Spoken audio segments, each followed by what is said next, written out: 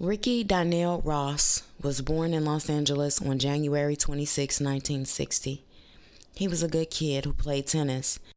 During his early education, he never learned to read, and despite being aware of this, his teachers continued to pass him on to the next grade year after year. As he became a man, he realized he was at a disadvantage because of this reading handicap. But he quickly learned that the streets didn't care if you could read, as long as you could count. According to Esquire magazine, between 1982 and 1989, federal prosecutors estimated Ross bought and resold several metric tons of cocaine. In 1980 dollars, his gross earnings were said to be in excess of $900 million, with a profit of nearly $300 million. Converted into today's dollars, $2.5 billion gross and $850 million in profit, respectively. In the late 80s, Ricky's Connect, a guy named Blandone, was to put a big play together for Rick. I believe it was about 100 kilos. Rick got to the location and the police stormed in. Rick was arrested, and due to his prior arrest record, he was sentenced to life in prison. While Rick was in prison, he taught himself how to read and found the legal loophole that would reduce his time from life to only 13 years. Rick would also find out from an investigative journalist, Gary Webb, that Blandone was a CIA operative the whole time. It quickly registered to Rick that America, the one country that waged the war on drugs, was actually the backer behind the drugs being funneled into the inner city of Los Angeles, California, and funneled throughout the rest of the black communities throughout the country. Since he was released from prison, Freeway Ricky Ross has been on the move. The man who is often called the Pied Piper of the crack era is here to talk about his amazing new book, t-shirt line, literacy program, his upcoming film, as well as his biopic.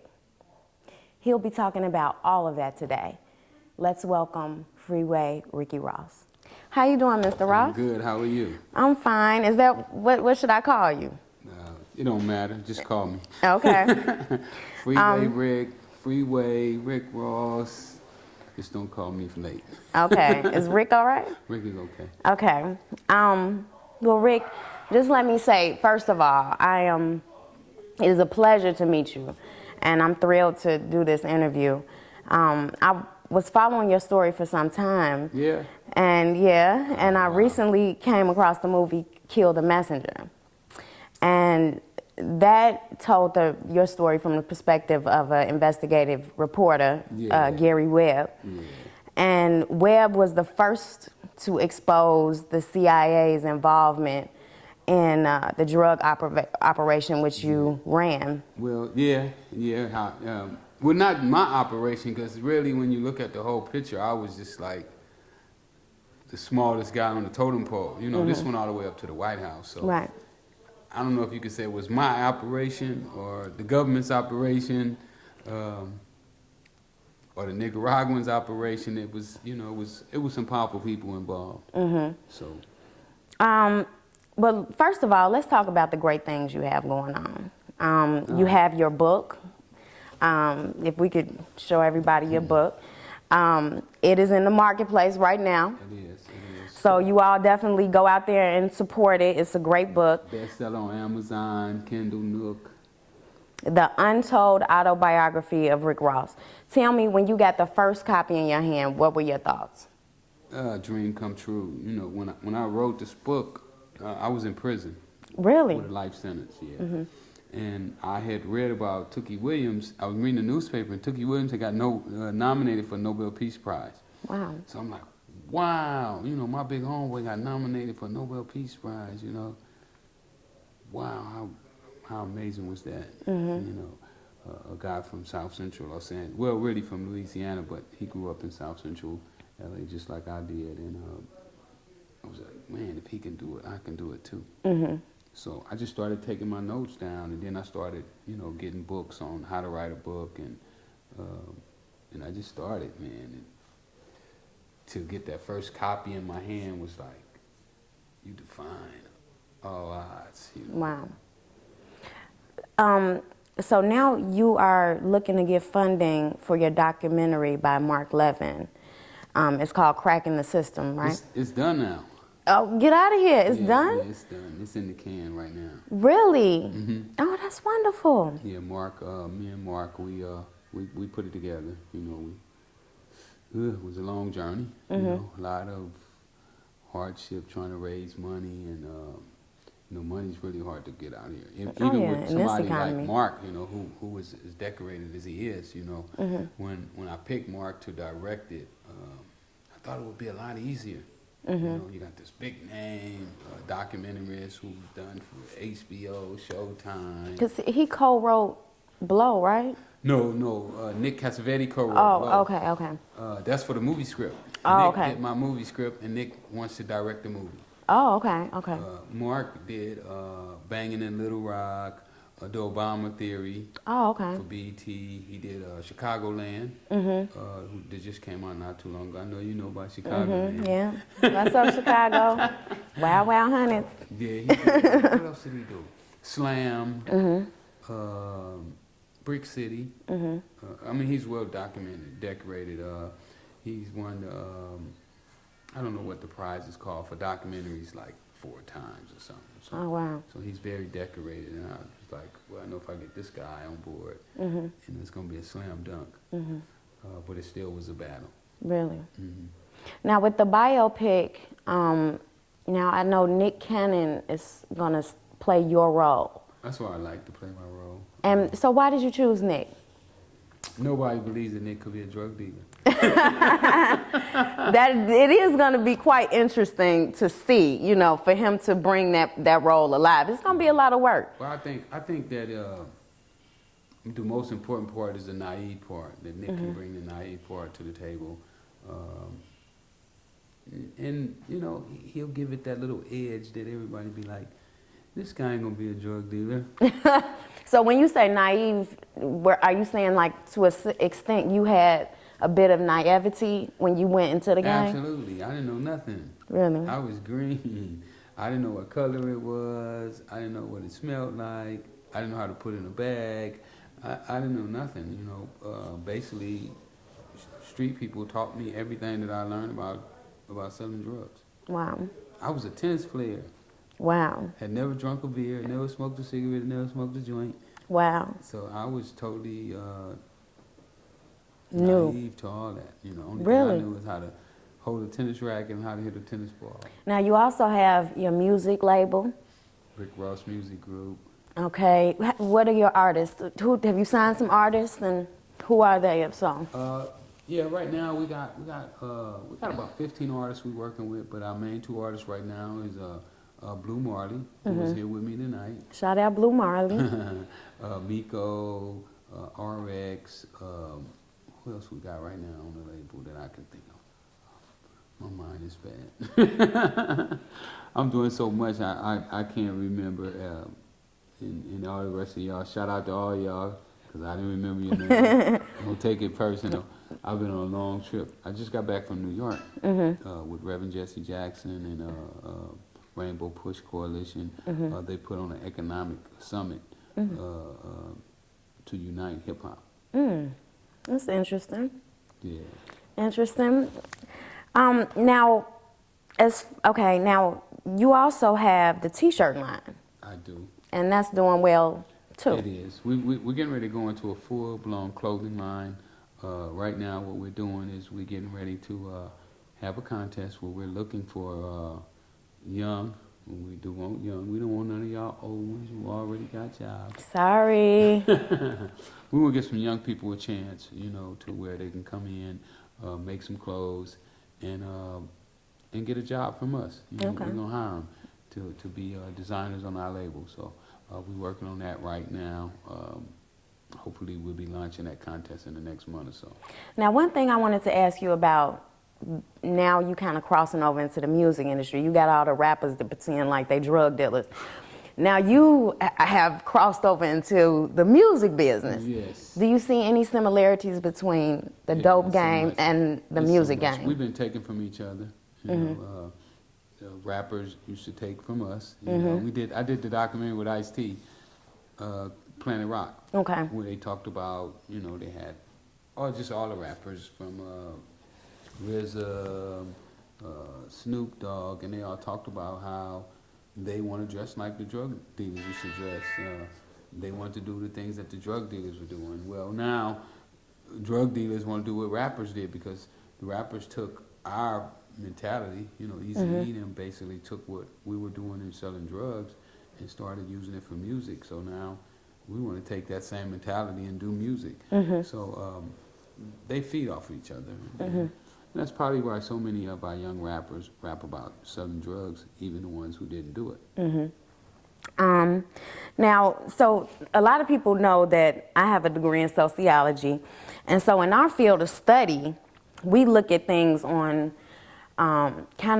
we kind of blame the structures in society rather than blaming the individual. I could agree with that. When I saw your story, I just saw like many instances where I felt the system had failed you. Oh, absolutely. And I believe the culmination of those systematic failures led to your imprisonment. For instance, you said that you didn't get to learn to read till you were 28. And so, you know, when I hear that, it's like, okay, elementary school, junior high, they were just passing you. Absolutely. With no regard to you being absolutely illiterate. Right. Your ability to be passed.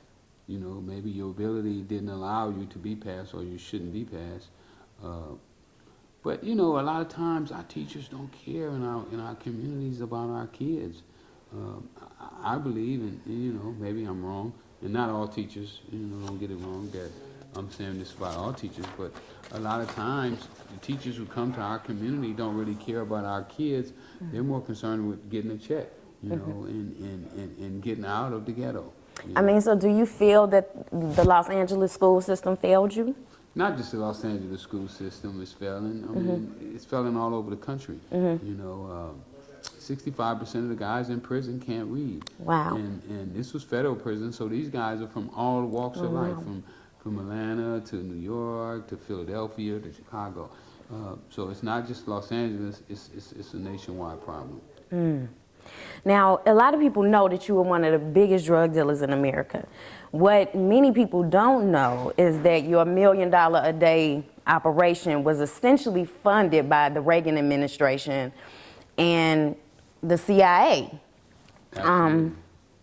Your biggest connect at the time, unbeknownst to you at that time, was a CIA agent. Operative. And let me explain the difference between an operative and an agent to you, because they're both really the same, but they use different words. And if you said that to somebody, and they would be like, "Oh no, he was never a CIA agent." You know, that's how they. He was operating for the CIA. Is that what it is? That's what it is. Okay. He can still get a check, but he can't be an agent because he's not a citizen of the government of the U.S. Wow. He doesn't have a green card, so he can't officially be an agent. Wow. The government, but he can be an operative of the government. Wow. I mean, he can be funded by them, but he just not. Yeah, I read that this guy essentially set you up, and he wasn't even an American citizen. No, he shouldn't have been allowed to set me up. He shouldn't have been allowed to testify or any of that. But you know, who was going to argue with him? Right. You know, so again, like as a sociology major, I mean, I see flaws in the system. I kind of see an intentional creation of unemployment in a place in Los Angeles where you were situated, and you were given a job, you know, in a place where many blacks weren't being employed. Period. Absolutely. And that job is what kind of began what people argue is the boom of the crack era.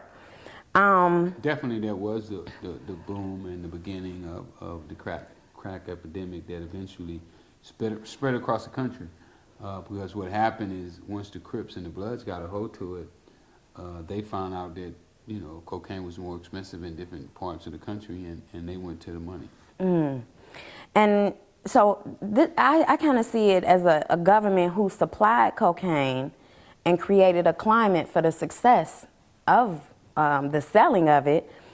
And at the same time, they created laws to make sure that drug dealers got put away for life. Right. So it was kind of like they created a problem and a solution at the same time.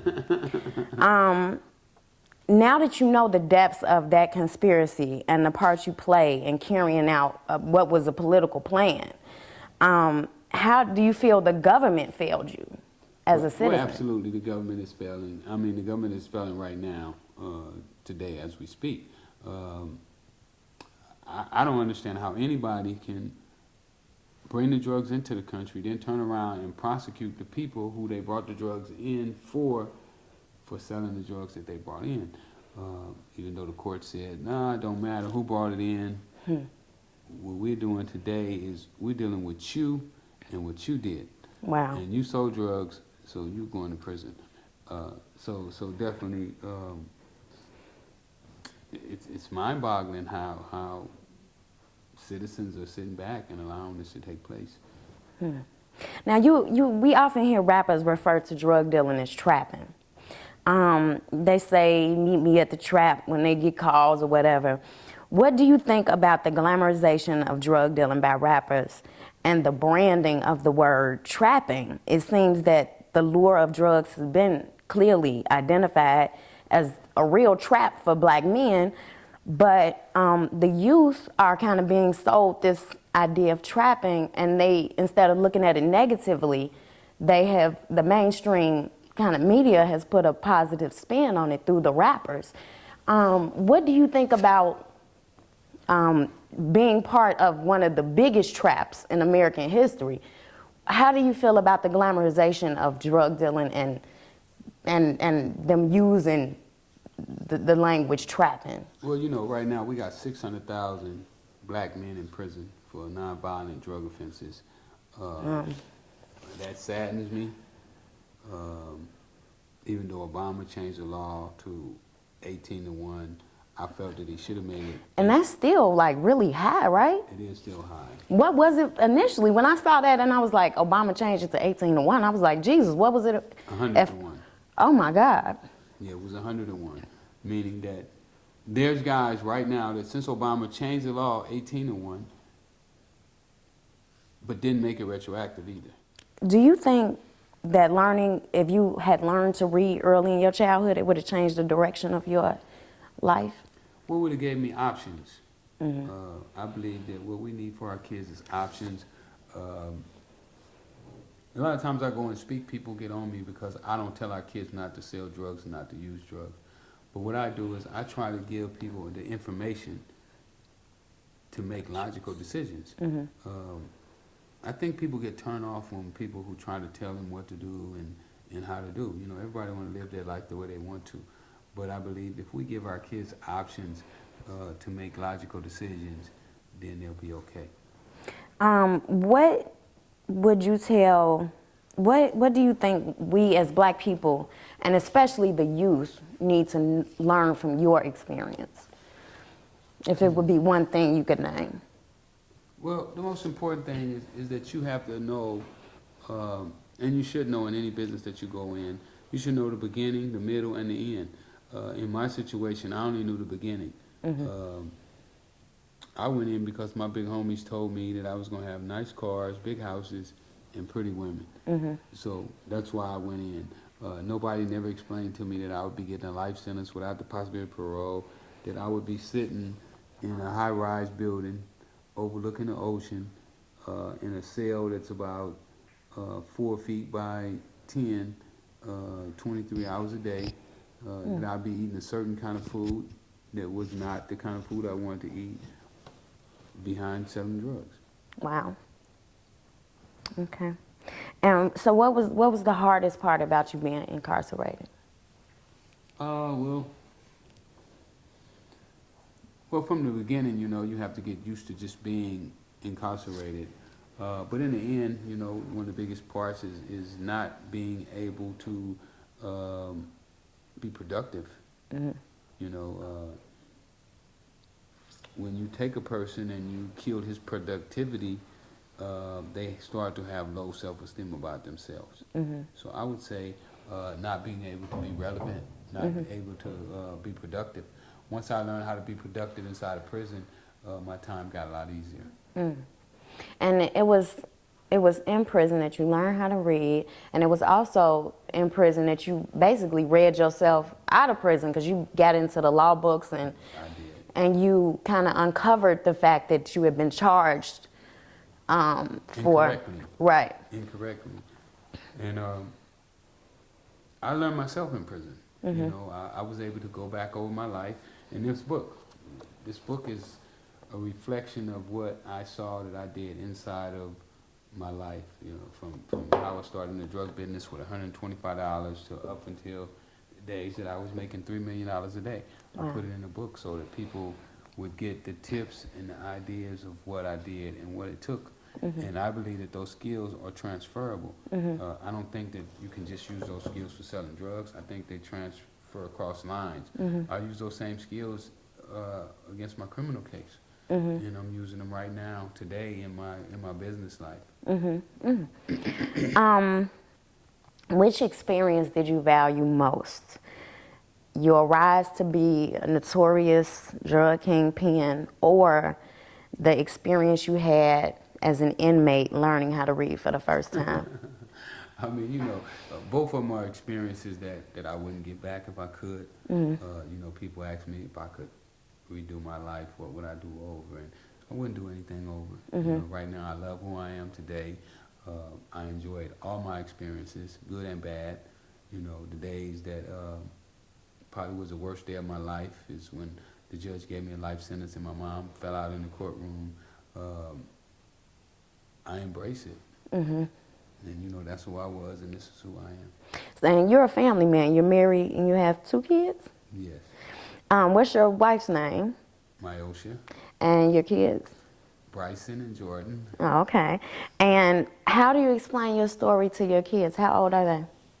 They young right now, but my older kids all know, you know, what Oh, okay. I did. And I've had kids to get into the game too, you know, even when I was in prison. I had kids to get into the game. And, you know, I try to let them know the ins and out.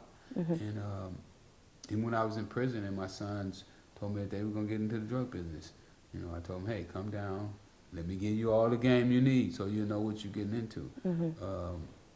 They never came down to get it, but I feel that we're supposed to give our kids all the information that they need to make logical decisions. So they don't have to be out here guessing and wondering. It's like giving them a problem and you don't give them none of the answers to figure it out. So did your experience like weigh heavily on your skills as a father? It killed my father's skills. It killed him? Yeah, because I did 20 years in prison. My kids, I went to jail, they were like 7 years, 6 years old. So Wow. They never had their father. Okay. But not my father's skills, because I was able to, I raised young guys in prison. It was guys in prison that came in, was 18 years old, and I became their father, or their big brother, their uncle. And most of them are still with me today. You know? And now you have young kids too. Yeah. So and how It's you gonna gonna? be different with them, you know. Yeah. My son and my daughter both can read. Right now, my daughter is 2.5. She Oh, can wow. read and spell 3-letter words. My son can spell anything. You know, if you pronounce it correctly, he'll spell it for you. Wow. And you know, he can read. He can probably read the newspaper. You know, he can read little kid books. So he's 4 years old. So they're coming along well. They both play tennis. Really? Yeah, they both play tennis, know how to swing their tennis racket. So, you know, we working on it. Okay. You trying to have some star tennis players in the future? Yeah. I should have already had them. My older sons and played with Venus and Serena. Really? Yeah, Venus and Serena used to come down to where, I had like a little camp where I had about about 15 kids that I took care of every month. Made sure they had their tennis shoes and their rackets, and when they finished on the court, they had food to eat. And in the mornings when they came, they had breakfast, and just everything was laid out for me. It cost me about $8,000 a month to Really? do. But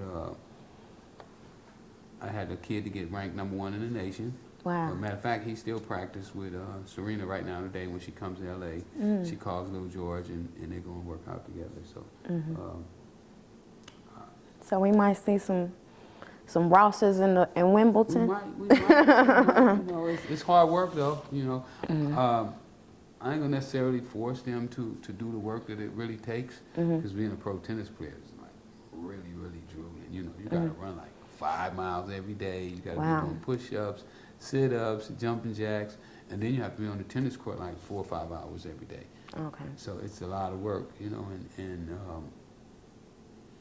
you know, it's good for exercise, and it's a lot of money in it though. You know? Well, you would know. You recognize the money in businesses. I know. So you know, Mr. Williams, you know, he ain't liking it all. You know, I know their dad too. Oh, okay. So I know what he did to. I had the privilege of watching him, and he wasn't even a good tennis player. Really? No, he was a horrible tennis player. But what he did is he stayed with it, and he learned the game, and he taught his daughters what to do, and that he didn't know, he went and got help with it. Okay. So don't mind asking for help. Before we wrap up the interview, is there anything else you want to tell the people? And let me introduce you to my man Blue. Blue, come here. Say hi to everybody, man. That's my new artist right here. You know what I'm saying? Come on up in here, man. Y'all be looking for him. You know, we doing big things. You know, we found each other. Somehow, right. I don't know how we found each other. Hard work, grinding. And Blue is from here in Georgia. Yeah. Tell me a little about Augusta. yourself. What's going on, Augusta? Y'all know me, man. Blue Marley. I've been doing this for a little bit. A lot of hard work. That's why I'm gonna tell them. You know, hard work got me here. Grinding. Believing, having faith. And you know what hard work Jesse Jackson told me yesterday? He said, "You the man, homie." Yeah. I fell out laughing when he said that. Yeah. He just walked up to me, right? And they say, I wouldn't even, you know, because I took pictures with Jesse before. And, you know, he bought a book from me when I was at the Black Caucus, so I wasn't trying to hog up his time, you know, let everybody else get their shine on, because I'd had my shine with the man before. And then he just like, "You the man, homie." And I just fell out, right? I was like, man, Jesse Jackson told the dude who ran for president, you know, I was like, oh my goodness. So, you know, you just can't beat that hard work. Blue, how is it working for Mr. Ross? Been a blessing. Like, he don't work for We're partnering with. And to be honest, like that's one of the biggest things I respect the most is that you know all the politics. You know, I have to sign paperwork. You know, and be an artist and this and that. But you know, Rick pulled me to the side and told me personally, you know, Blue, we partners. You know, we got a vision, we got a mission, and we going to do it together. You know what I'm saying? You know, I want to be a part of everything that you trying to accomplish, and vice versa. You know, and he's been a great mentor. Like I tell a lot of my friends and family members is back in Augusta. Like a lot of things about me has changed since I got with Rick. Like my mentality, what I think about things in life, how I look at how I acted in the streets and how I act now, where I came from. I've evolved. Like Any release date set or? Yeah, I got a single, Old Dog. Went through Rick Ross Music Group just now recently. Got loaded up through the distribution. We probably gonna do a release on it. I want to say February the 20th. Video going down next week. Oh wow! Raleigh, North Carolina. If you in North Carolina, come mess with me. Please come out there. Come out there. He killed North Carolina. Everybody that you know out there. We're gonna have a good time. The video gonna be very official. What made you decide to shoot North Carolina? They chose him. They chose me. They begged me to come out. They're like, "Come on, Blue Marley." Like, yeah, we went down there. Look what happened. They booked me to come. They didn't even know I was bringing Blue with me. So they booked me. So Blue was like, "Man, I'm going down there with you because you're right here in my backyard. So I'm gonna ride with you. I got your back." Because, you know, a lot of times I'll be by myself. Yeah.